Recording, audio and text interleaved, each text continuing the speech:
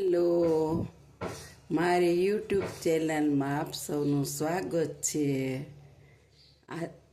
હું વર્ષાબેન કટકિયા. જય બાબા સ્વામી, જય ગુરુદેવ.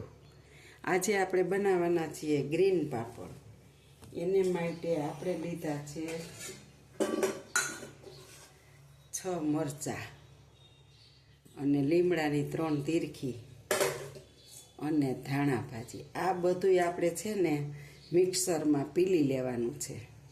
તો આપણે જો કોથમીર, મરચાં અને લીમડાની પ્યોર લીલી એકદમ પેસ્ટ બનાવી લીધી છે.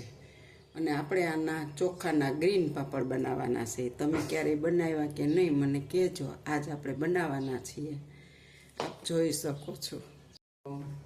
આપણે ગેસ ઓન કરીશું અને આપણે 1 લોટો પાણી મૂકવાના છીએ. એટલા જ ગ્રીન પાપડ બનાવવા છે.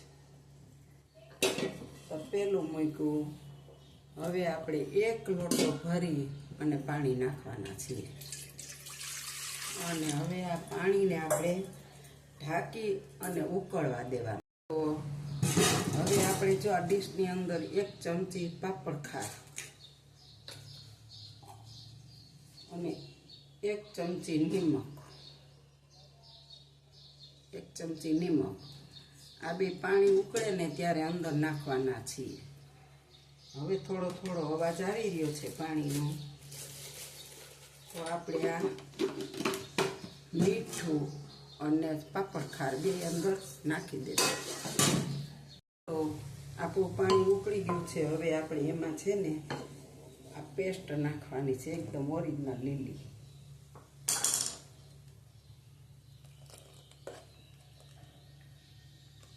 ને એને આપણે જરી પકાવી લેવું છે. પાણી નાખી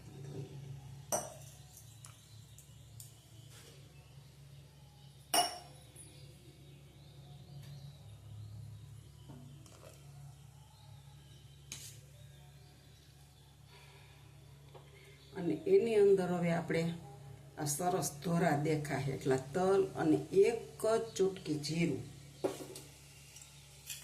અને 1 નાની ટેબલ સ્પૂન અજમા.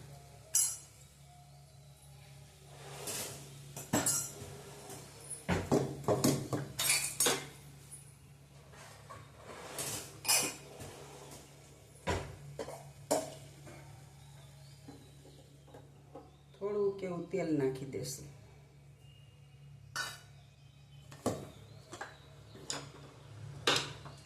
હવે આપણે ગેસને ધીરો કરી નાખ્યો છે અને હવે આપણે એમાં લોટ નાખીશું.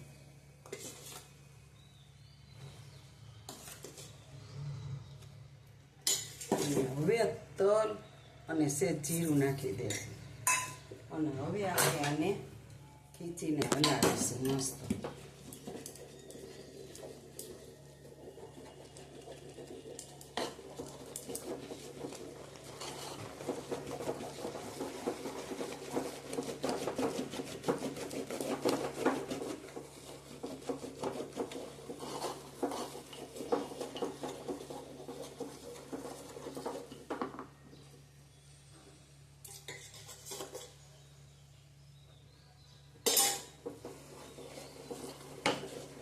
આપણે ખીચીની આરે કોઈ માપ નથી કરતા. ચોખ્ખા એવા હોય છે, કોઈ ચોખ્ખા વધારે પાણી પીએ, કોઈ ચોખ્ખા થોડા પીતા હોય.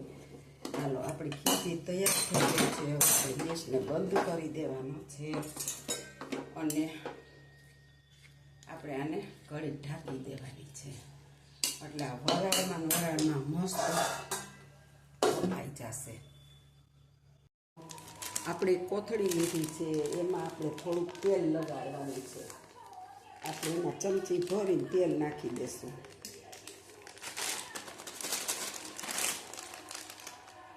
અને આ કોથળીને આવી રીતના કરી નાખવાનું એટલે બે બાજુ તેલ લાગી જશે.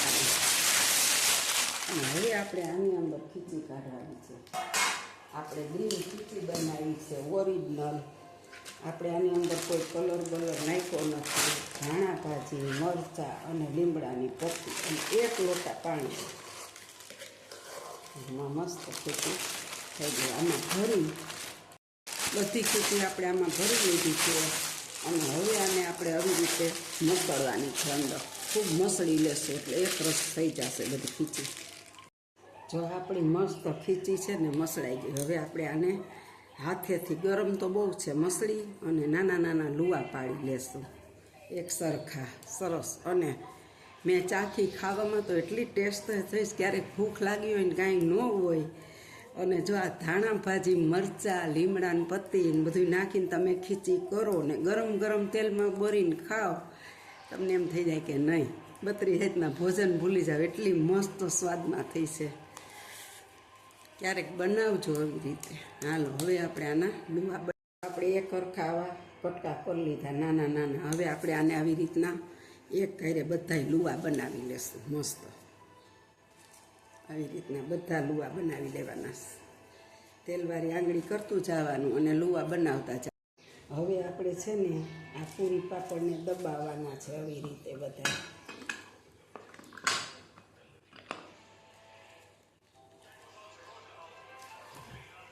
આપણે આવી રીતે પાપડને બનાવવાના. બહુ મસ્ત બને છે આ પાપડ, કારણ કે આપણે મમરા ને એવું વઘારી એમાં કઢી પત્તા નાખતા હોય, લીમડો મીઠો, તો કેટલી સ્મેલ આવે. તો આ પાપડની અંદર આપણે 3 તીરખી નાખી, કોથમીરનો, મરચાંનો રસ, અને એનેથી ઓરિજિનલ સ્વાદવાળા. અને ખીચી એટલી ભાવે ને બહુ મસ્ત બની છે. હજ આવી રીતના આપણે બધા પાપડને દબાવી લેવાના. હાલો મિત્રો, આપણા એક લોટામાં કેટલા પાપડ થયા સાહેબ જોઈ શકો છો. જો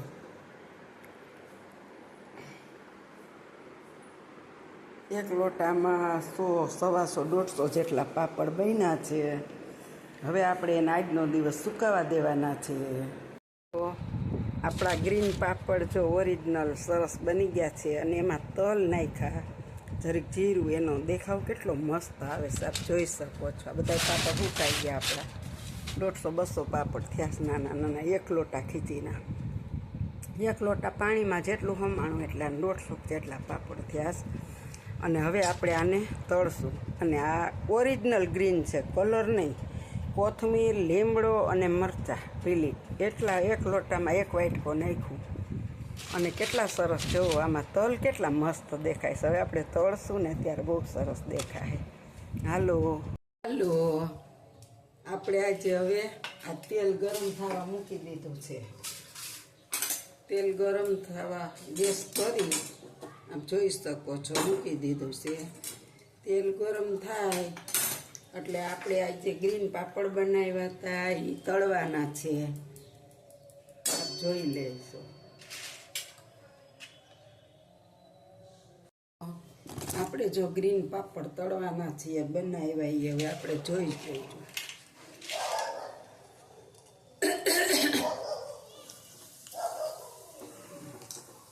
એટલા સરસ તળાય તો લીમડાની સુગંધ આવે છે વધારે, એકદમ લીમડાની સુગંધ આવે છે. આપણે લીમડો મીઠો નાખ્યો છે ને એટલે આવી રીતના આપણે બધાય પાપડ, જો સાવ નાના નાના પાપડ છે પણ તળાતા ખૂબ મોટો થાય છે.